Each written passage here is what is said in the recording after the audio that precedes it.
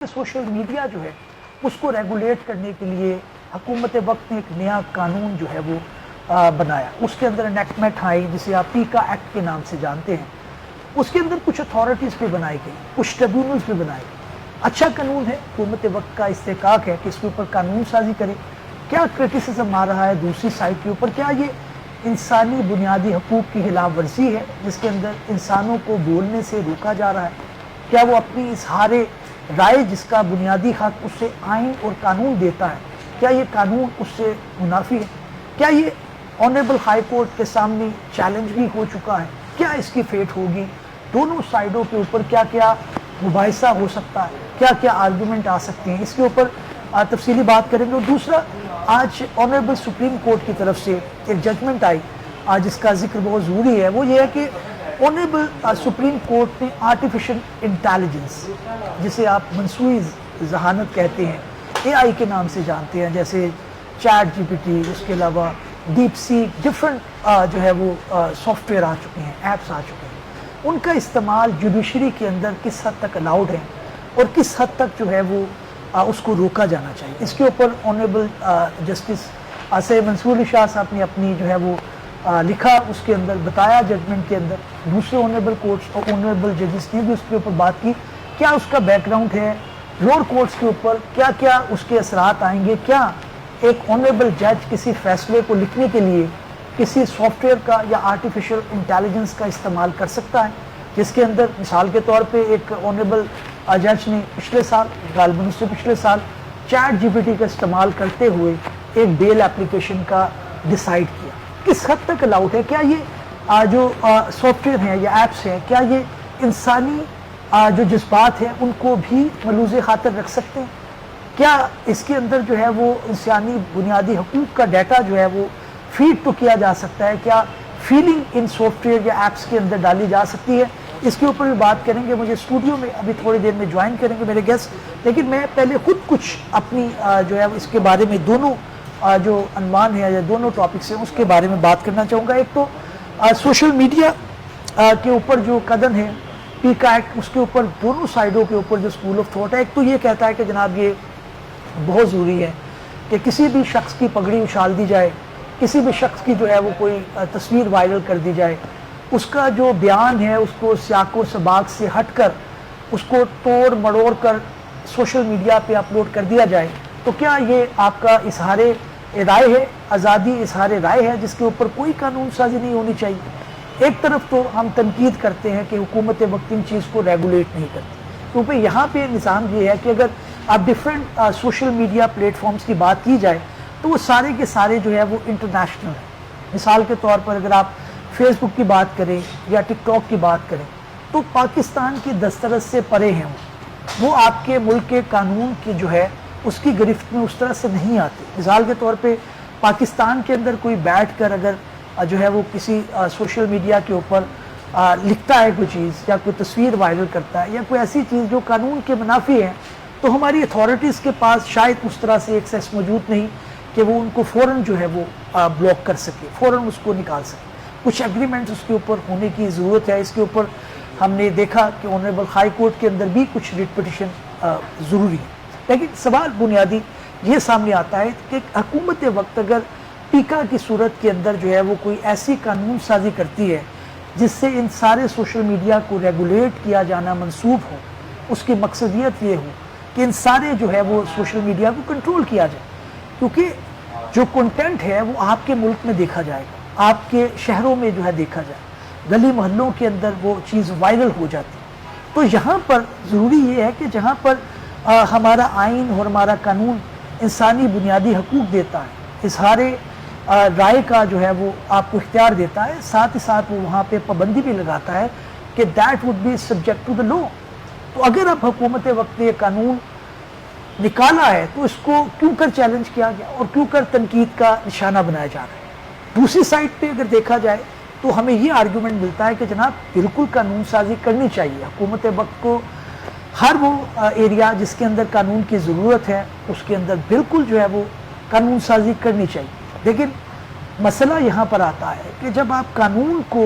इस हद तक जो है वो आगे लेकर जाते हैं कि जहाँ पर मेरा जो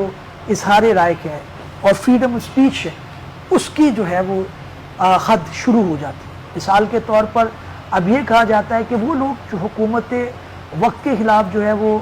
بات کرتے ہیں, حکومت وقت کے خلاف جو ہے وہ کوئی ایسی جو ہے وہ بات کرنے کی کوشش کرتے ہیں جس سے حکومت وقت کی کسی پالیسی کو, کسی لاء کو, کسی ڈیسیجن کو, کسی بھی ایسی اقدام کو جو ہے وہ کرٹیسائز کرنا منسوب ہو, اس کو روک دیا جائے. اب یہاں پر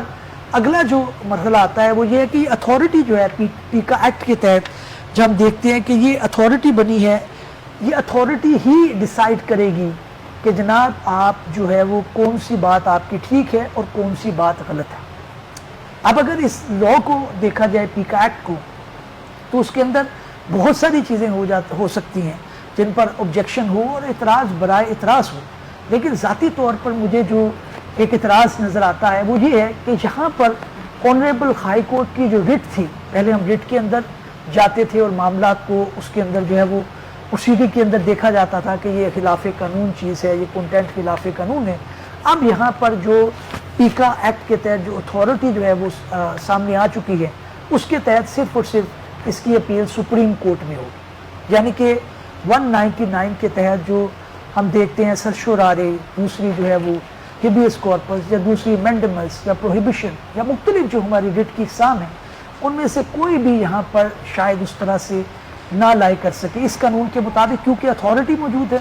اب اتھارٹی کو اپوائنٹ کون کرے, ان کے جو چیئرمین ہیں ان کو اپوائنٹ کون کرے,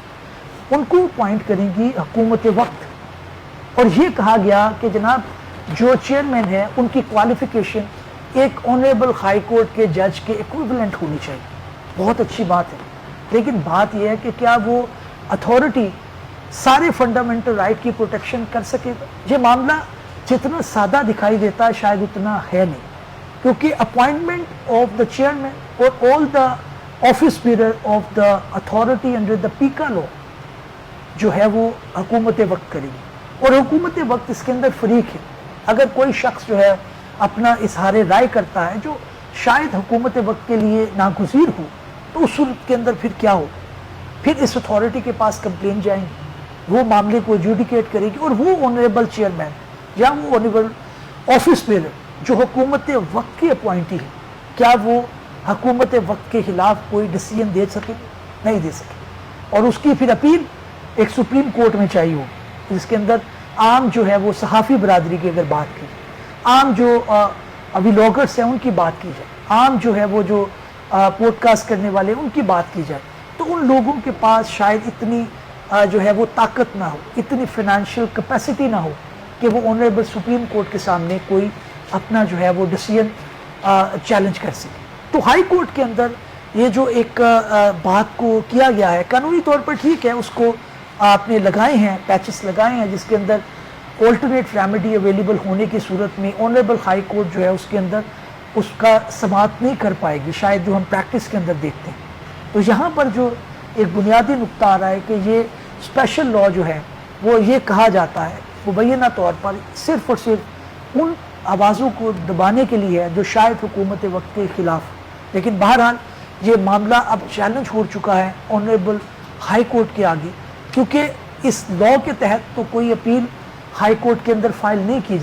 جا سکتی, لیکن کوئی بھی انیکٹمنٹ, کوئی بھی لاء جب معرض وجود میں آتا ہے اس کے اوپر پارلیمان جو اپنے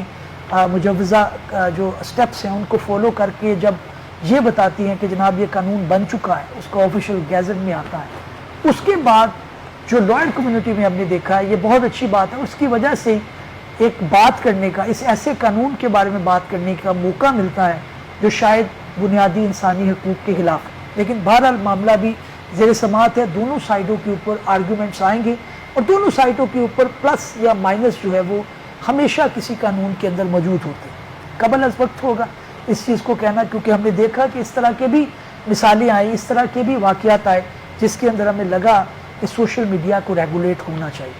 فیس بک کے اوپر, ٹویٹر کے اوپر, یا جسے آپ ایکس اپ کہتے ہیں,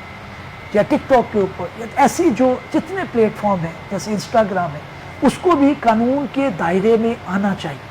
اس کی کہیں نہ کہیں سنوائی ہونی چاہیے. ہر شخص کو بیٹھے ہوئے گھر میں اختیار نہیں ہونا چاہیے کہ وہ آپ کے بارے میں ایسی غیر قانونی بات کر سکے یا ایسی غیر قانونی رپورٹنگ کر سکے جس کا حقیقت سے تعلق نہ ہو. ایک بیلنس ہے جو شاید مینٹین کرنا منسوخ ہو. اور آنریبل کورٹ، اگر لاہور ہائی کورٹ کی بات کی جائے، اس کے اندر آنریبل ججز جو ہے بے شمار جو ہے وہ محنت، لگن اور باریک بینی سے اس چیز کا تعین کرنے کی کوشش کرتے ہیں کہ فنڈامنٹل رائٹ کی پروٹیکشن بھی رہے، اور ساتھ ہی ساتھ حکومت وقت کا جو ایک استحقاق ہے ریگارڈنگ دا لیجسلیشن اور قانون سازی کرنا، وہ بھی منسوخ ہو تاکہ معاشرہ آگے بڑھ سکے.